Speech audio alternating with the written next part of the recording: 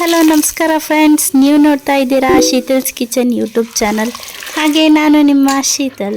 ಇವತ್ತಿನ ವಿಡಿಯೋದಲ್ಲಿ ಉಳಿದಿರೋವಂಥ ರೊಟ್ಟಿನ ಬಳಸ್ಕೊಂಡು ರುಚಿಕರವಾದ ರೊಟ್ಟಿ ಒಗ್ಗರಣೆನ ಹೇಗೆ ಮಾಡೋದು ಅಂತ ನಾನಿಲ್ಲಿ ನಿಮಗೆ ತಿಳಿಸ್ಕೊಡ್ತಾ ಇದ್ದೀನಿ. ಹಾಗಾದರೆ ಇದಕ್ಕೆ ಬೇಕಾದ ಪದಾರ್ಥಗಳು ಬಂದ್ಬಿಟ್ಟು ಒಂದು 5-6 ಒಣ ರೊಟ್ಟಿಗಳನ್ನು ಈ ರೀತಿ ಮುರ್ಕೊಂಡ್ಬಿಟ್ಟು ತೊಗೊಂಡಿದ್ದೀನಿ.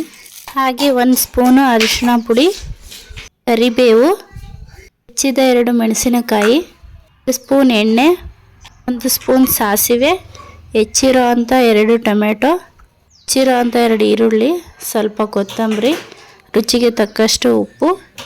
ಇಷ್ಟು ಐಟಮ್ ಆದರೆ ಸಾಕು. ಇವಾಗ ಹೇಗೆ ಮಾಡೋದು ಅಂತ ನೋಡೋಣ ಬನ್ನಿ. ಮೊದಲು ಒಂದು ಕಡಾಯಿಗೆ ತಗೊಂಡಂಥ 2 ಸ್ಪೂನು ಎಣ್ಣೆನ ಹಾಕ್ಕೊಳ್ತಾ ಇದ್ದೀನಿ.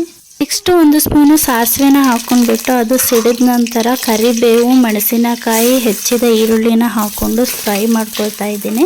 ಹಸಿ ವಾಸನೆ ಹೋಗೋವರೆಗೂ ಫ್ರೈ ಆದ ನಂತರ ಚಿಕ್ಕದಾಗಿ ಕಟ್ ಮಾಡ್ಕೊಂಡಿರೋ ಟೊಮೊಟೊನ ಹಾಕಿ ಬೇಯಿಸ್ಕೊಳ್ತಾ ಇದ್ದೀನಿ.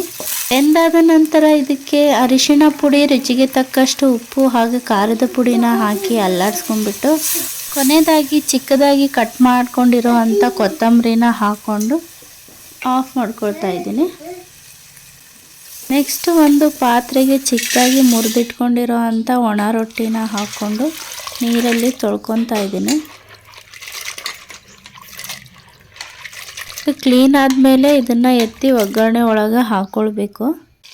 ಒಣಗಿರೋ ರೊಟ್ಟಿ ಒಂದು 50% ಅಷ್ಟು ನೀರಲ್ಲಿ ನೆಂದಿದೆ. ಈ ಹದದಲ್ಲಿ ಇರಬೇಕು. ಇವಾಗ ಒಗ್ಗರಣೆ ಜೊತೆ ಮಿಕ್ಸ್ ಮಾಡ್ಕೊಳ್ತಾ ಇದ್ದೀನಿ. ಈ ಒಗ್ಗರಣೆಗೆ ನಿಮಗೆ ಬೇಕಾದರೆ ಕೊಬ್ಬರಿ ಮಸಾಲೆನ ಸಹ ಯೂಸ್ ಮಾಡ್ಕೊಳ್ಬೋದು, ಅದು ಕೂಡ ಟೇಸ್ಟಿಯಾಗಿರುತ್ತೆ. ಇದು ಇವಾಗ ರೆಡಿಯಾಗಿದೆ. ಒಂದು ಪ್ಲೇಟಿಗೆ ಸರ್ವ್ ಮಾಡ್ಕೊಳ್ತಾ ಇದ್ದೀನಿ. ನೋಡಿದ್ರಲ್ಲ ಫ್ರೆಂಡ್ಸ್, ಉಳಿದಿರೋ ಅಂಥ ರೊಟ್ಟಿನ ಬಳಸ್ಕೊಂಡು ಟೇಸ್ಟಿಯಾಗಿರೋ ಅಂಥ ರೊಟ್ಟಿ ಒಗ್ಗರಣೆ ಹೇಗೆ ಮಾಡ್ಕೊಳ್ಬೇಕು ಅನ್ನೋದನ್ನು. ಹಾಗಿದ್ಮೇಲೆ ಇನ್ನೂ ಯಾಕೆ ತಡ? ಈ ರೆಸಿಪಿ ನಿಮಗೆ ಇಷ್ಟ ಆಗಿದ್ರೆ ಲೈಕ್ ಮಾಡಿ, ಶೇರ್ ಮಾಡಿ, ಕಮೆಂಟ್ ಮಾಡಿ ಹಾಗೂ ಸಬ್ಸ್ಕ್ರೈಬ್ ಮಾಡೋದನ್ನು ಮರಿಬೇಡಿ. ನನ್ನ ಹೊಸ ವಿಡಿಯೋಗಳ ನೋಟಿಫಿಕೇಷನ್ಗಾಗಿ ಬೆಲ್ ಐಕಾನ್ನ ಕ್ಲಿಕ್ ಮಾಡಿ. ಈ ವಿಡಿಯೋನ ಪೂರ್ತಿಯಾಗಿ ನೋಡಿದ್ದಕ್ಕೆ ಧನ್ಯವಾದಗಳು ಫ್ರೆಂಡ್ಸ್.